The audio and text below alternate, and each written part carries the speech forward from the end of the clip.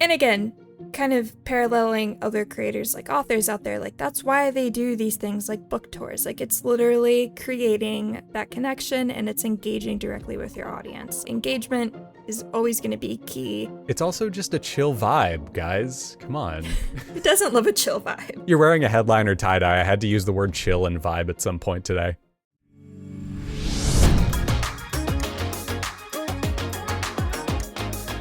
Hey everyone, and welcome to the Headliner Podcast. We're your hosts, Nicholas and Alyssa, and we're here to keep you in the loop on everything happening within podcasting and share what you can do to promote your show. So Alyssa, what are we talking about today? Today, we're going to be talking a little bit more kind of about marketing and branding, but more specifically kind of how to help brand your podcast and really help you kind of stand out in the crowd. Okay, very cool. Is there a specific reason why we're doing this? Is it just like a nice to know, or is there something relevant that totally inspired this conversation we're totally organically having? Both. So kind of for some context, this week in podcasting, there's kind of this conversation about, not just this week, there's kind of this ongoing conversation, but anyways, is there too much competition in podcasting? This specific episode was kind of sparked all because this guy named Tom Webster, if you're in podcasting, he is one of the partners over at Sounds Profitable. He put this thing out on LinkedIn, and it was basically just kind of a joke saying like, hey, you think podcasting's competitive? Try being an author. Because in the US alone, there was over 4 million new books published last year. That's a lot. Yeah. And, kind of with the joke of, oh, everybody has a podcast these days. Like, yes, there are a lot of podcasts. It's very hard, don't get me wrong. Could be worse, though. So that's kind of, thinking about that. But it kind of percolated throughout the little, our podcasting community. And it actually made the headline of Pod News, I think on Tuesday. I want to say that. Monday, Tuesday, something like that. Yeah. Yeah, early week. Anyways, so James Crinlin, editor of Pod News, which I do want to say, Headliner is actually a partner of both Pod News and Sounds Profitable, so shout out that. There you go. We love pat ourselves some on the collabs. back. Yeah. We love some collabs there. But anyways, it's just, kind of percolated, and people have been just having this conversation like, is there too much? And I think both sources kind of pointed out, yes, it's hard. Yes, there's a lot of competition, but kind of, again, the comparison was being drawn between podcasting and other mediums. And for authors, 4 million new books published just in the US is insane. Sure. And what Pod News pointed out is there was 207,907 new podcasts globally, according to Listen Notes. So is the market saturated? I would say not.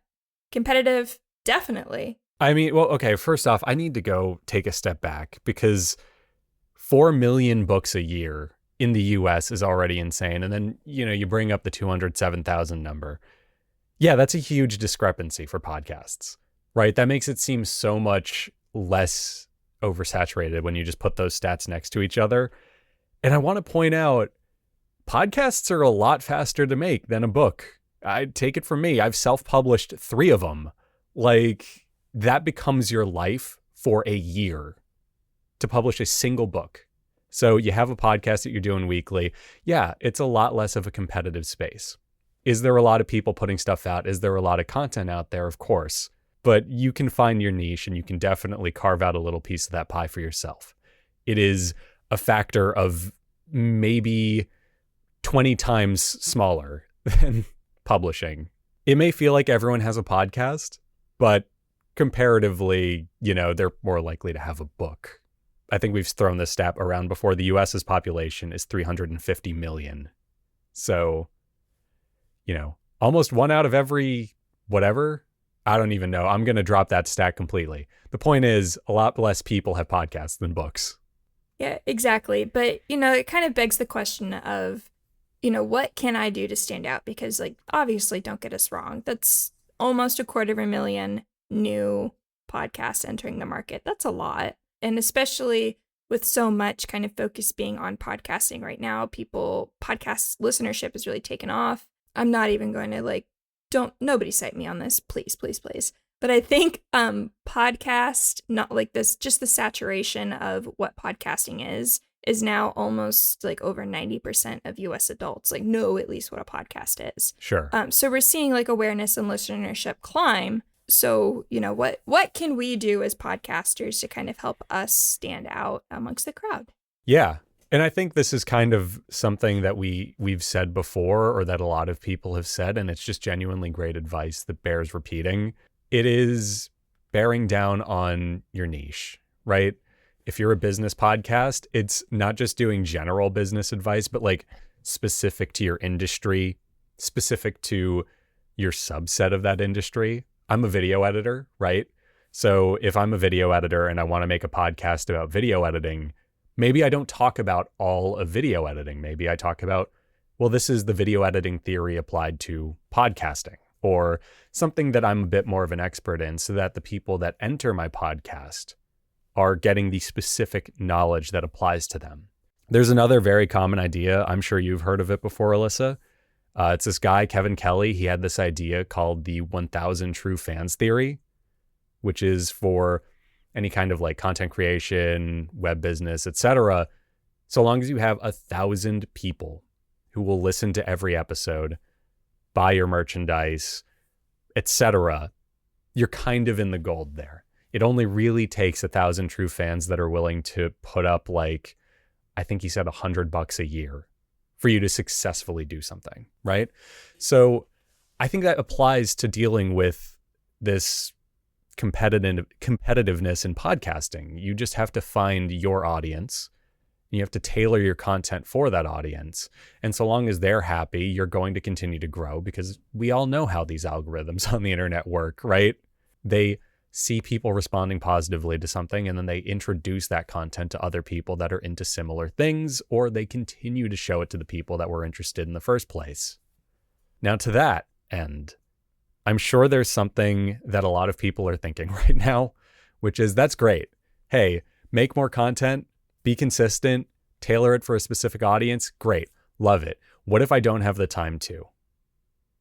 That valid question.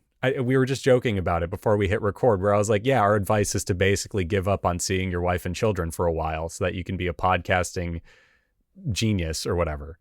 But Alyssa, I'm sure you also have like some tips that might be able to help you with that, or help people with that. Yeah, and I do want to say, like, it's a lot. Don't get me wrong. Like, we have our podcast in addition to our full-time jobs, and it's like it can get a lot. Like, I'll admit we don't always have the most amount of time to dedicate to our show as we would like to, or as we would hope. But there are plenty of things that you can do, which a lot of these tips I actually kind of reverse engineered from what do authors do to promote their book, because like we've talked about what podcasters do, but like kind of what are other creators in slightly more competitive spaces doing to help kind of market, promote, grow, all of that stuff. But then also kind of along the way, like going to be shouting out some tools that help, because thankfully, especially for podcasters, there's a lot of brands and companies out there that they are also podcasters, like, Oh, wow, you're wearing the swag today. I didn't even piece that together. Yeah, I went to the gym and I was like, I don't have time to change. And it was like, how fortuitous that I wore a Headliner shirt to the gym today. Awesome. Nice. But anyways, that's how my morning went. But where I was going with this, there's plenty of companies out there that know the pain points, and they've tried to design specific solutions for podcasters to kind of help give that time back. There's plenty of free tools. Of course, Headliner, I'll shout it out.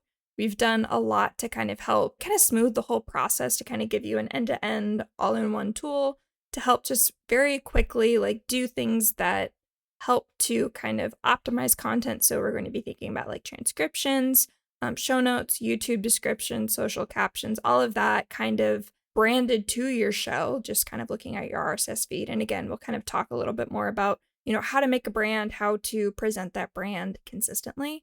But tools like that, AD by Headliner, super easy, super simple, free for a lot of podcasters to use to kind of help along the way.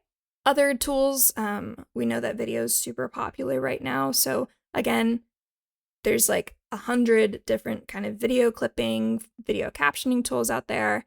we've got like Headliner, there's Opus, there's Riverside, there's Descript. Those are kind of, top of mind when I think about like podcasts. Well, not necessarily podcasting first, but kind of creator first tools. Yeah. There's no shortage out there. So don't worry. We're going to tell a lot of information, but there's tons of tools to help. Literally just Google like podcasting tools and you'll get so much help. It'll be great. Yeah, absolutely. And plus, like, I think the main point here of like bearing down on your niche is that you don't even have to tailor your content toward this to stand out more. It is kind of in the marketing. It is in how you position yourself. I think one thing that's sort of underrated within podcasting is this idea of like, hey, I put my podcast out, now what? Well, you can also go live outside of podcasting a little bit, right? You can do more standard content stuff that isn't tied to your show. You can post YouTube videos. You can post on social media, and not just like clips or segments from your podcast, though you should be doing that too because you've already made that stuff, right? And that's stuff that, like, again, like Headliner is really good at just repurposing your existing content. So you can always repurpose your existing podcasts and do that. But, even just making supplemental stuff. I think a lot of podcasters have found success in taking their episodes and being like, okay, let's just say I finished recording this podcast with you, Alyssa. I have a bit of that extra bandwidth before I have to do something. Let me grab my phone and do like a TikTok vlog style video really quick where I summarize this episode.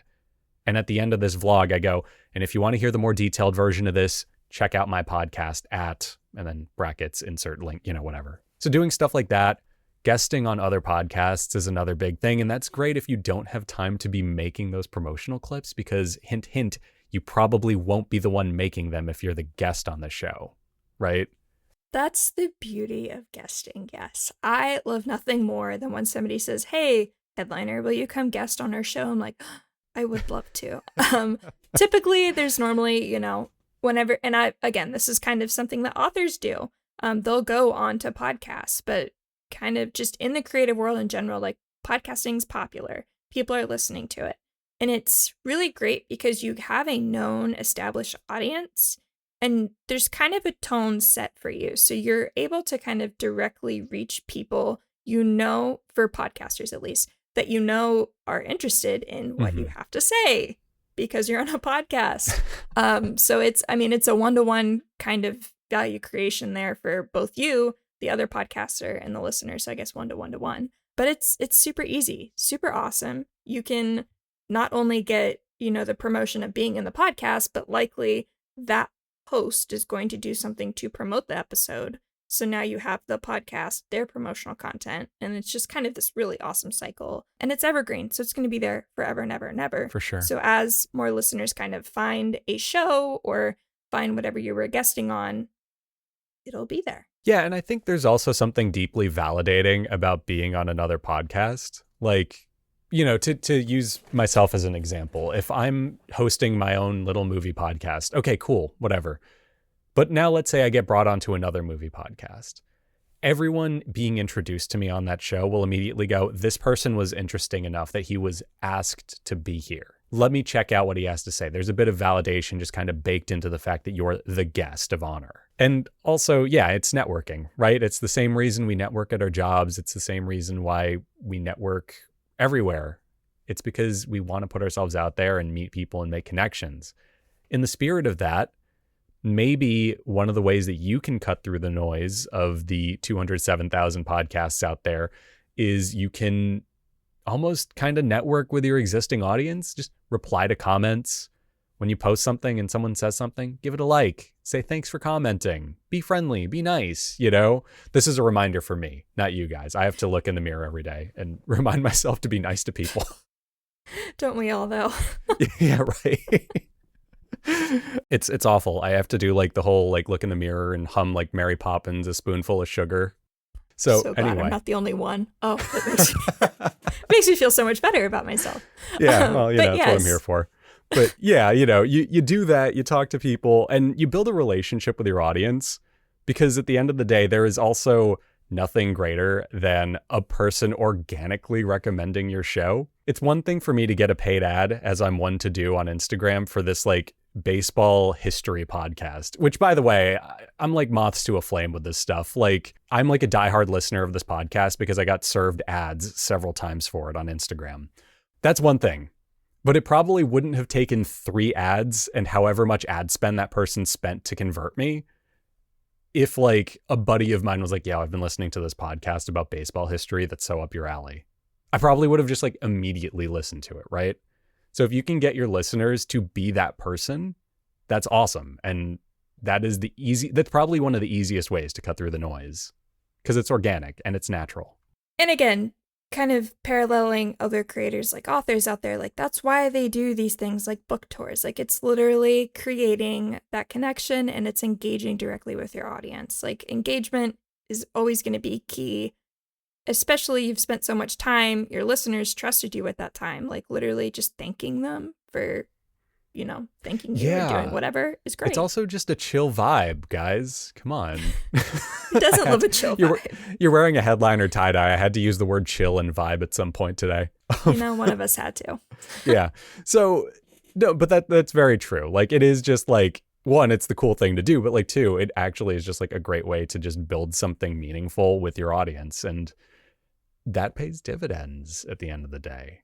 On top of that, speaking of chill vibes, like having consistent branding, it feels like it may not be a way to cut through the noise, right? But it does, because that consistency is important. People might see your audiogram or your Instagram reel once or twice and not think anything of it. But if they keep seeing the same font style and the same branding and all of that stuff, they're going to come to understand like, oh, it's this person. He's going to talk about X, Y, and Z. I like this. Why haven't I checked this out yet? And then you've already gotten yourself a listener. So exactly. And having no, you're good. Having kind of that consistent brand is really like, it's just so great because it allows people to quickly be able to recognize you. It helps you cut through the noise and kind of back to the root of why we're talking about everything. Like, is podcasting too competitive? I mean, the argument could be, that as long as you are doing everything to kind of put yourself forward and cut through the noise by having those consistent colors, having those consistent fonts, having your show art, just kind of having simple variations, like it can seem like very daunting, but the really cool thing about having that brand that's consistent is that you're able to templatize it and you can really like truthfully templatize your content from that as well. So not only is it easier for you, it's easier for people to recognize you in that same vein. And that's something that we're really good at doing. We do make it pretty easy for you to like template your audio style or your video styles on Headliner, simply so that you can come in with your content and you don't have to spend a lot of time remaking everything every single time you want a video. And, it goes back to my little joke earlier about, oh, it takes so much time to like really push your podcast and all that stuff. The joy of being able to use a tool like Make is that because you're templating that really repetitive stuff, you do have the time to like focus on your content. You do have the time to focus on like doing whatever you need to do to bring your show up an extra notch. Besides that, there are also like other things that we do that are super helpful for creators, Alyssa, like the ability to schedule posting. Maybe instead of now having to remember to post your Instagram clips every single day or whatever, you can just ahead of time, okay, let me take 1 hour to make a bunch of videos, put everything in a queue, and then just have them get posted every day without me having to worry about it. Yeah, and that's something that I think Headliner's done a really great job of consistently. Historically, it was only for kind of those audio first creators with audiograms. You had the ability to create a template, to send it out. You could kind of own scheduling to a degree in the fact that with automatic audiograms, like Headliner can kind of play that middleman and post your content every time it was released.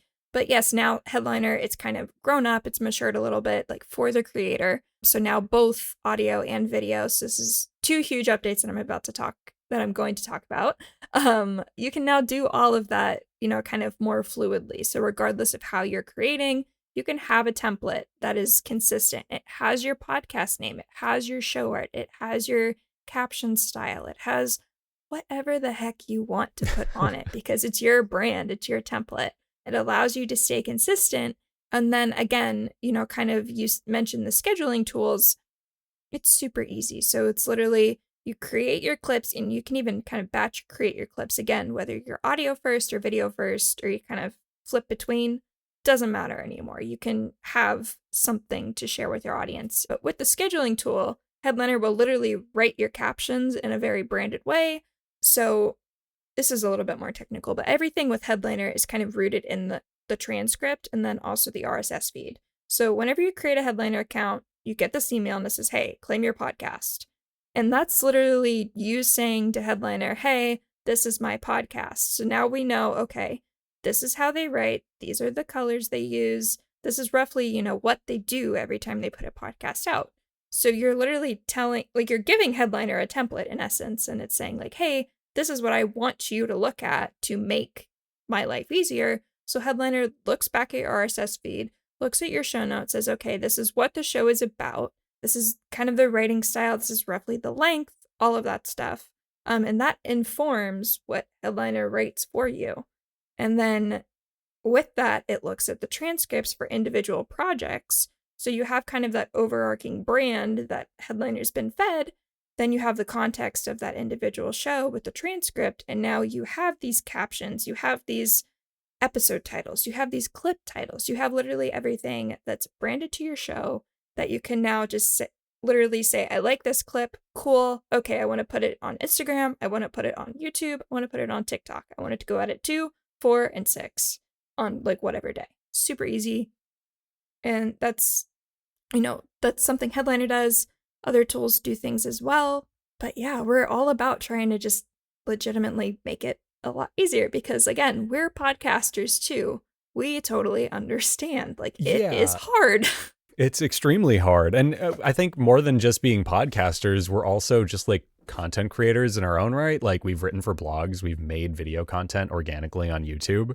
We get it. There's a lot of stuff going out there. Kind of going back to the 4 million books thing, there's way more blog posts than 4 million a year, that get published. Or the stat that I always like to throw around is like there's 500 hours of video getting posted onto YouTube every minute, every day.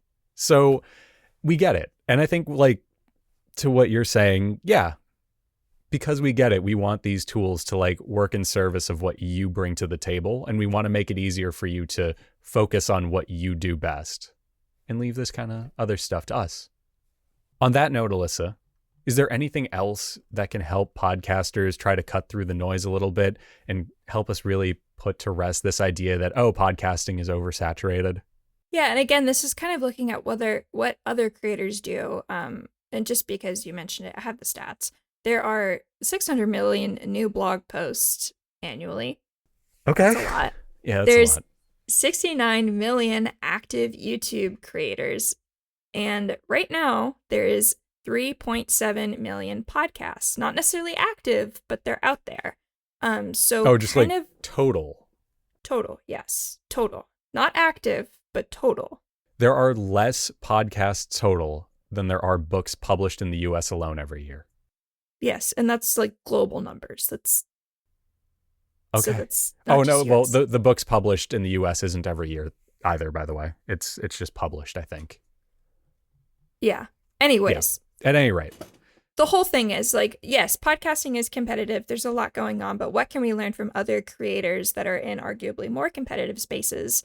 And what some creators have found success with is paid promotion. So this idea of, like kind of paid podcast promotion, what is it? We have a couple of other episodes that do a little bit more of a deeper dive into paid podcast promotion. I would encourage you to go listen to them. I will link them down below. This is my mental note to link those. We could put it in a card for the people watching on YouTube too.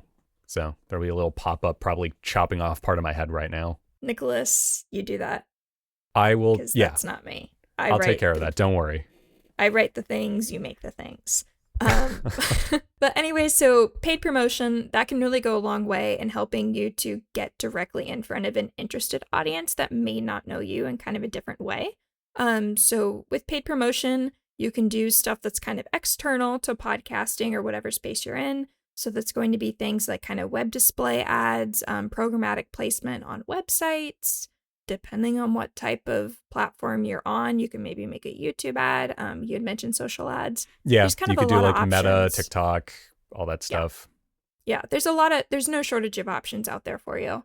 But that's kind of something that, authors and like books and just general creators have found success in doing. Mm-hmm. And for what it's worth, I think audio podcasts are still in a great position to take advantage of this. You just mentioned books. So, one of the main reasons that like book talk creators have to do videos where they talk about other stuff is because it's not easy to take pure text and just promote it on Instagram, right? So they have to do clips of them reading the book or other stuff. But even if you're just an audio only podcast, you can create audiograms that are visually appealing and that use transcription in an interesting way. Or if you happen to record your podcast on like a Zoom or something, you could just use the video for your social clip. So there's a lot of things you can do as a podcaster to just get that content out there in a visually appealing way. And that's external to podcasting. I mean, internal to podcasting, there's like no shortage of ways for you to promote an audio like recording. There's going to be, podcast ads, host read ads. You can do dynamic ad insertion, getting on other podcasts. You could put audio clips on websites with tools like Podcast Promo. I mean, there's so many things, again, fluid to however you're creating your show. If you're a podcaster specifically and you're like, oh, this idea of paid promotion sounds interesting, where do I get started? Headliner and Sounds Profitable do have kind of this co-branded research project that's ongoing. It's called the Paid Podcast Promotion Landscape. It's totally free for podcasters to use and look at. And it literally just lists out all of the different companies, all of the different brands, roughly what kind of space they live in and what they do, just to kind of help point you in the right direction and get started. Exactly. And last, I mean, I know a lot of this sounds overwhelming to people, so I do want to press the brakes a little bit and just be like, hey, and remember, like, have fun with it, guys. I feel like I say that every couple of weeks, but it's true, especially like with the marketing stuff. There is so much room to have fun with your marketing and do it in a way that'll grab people's attention.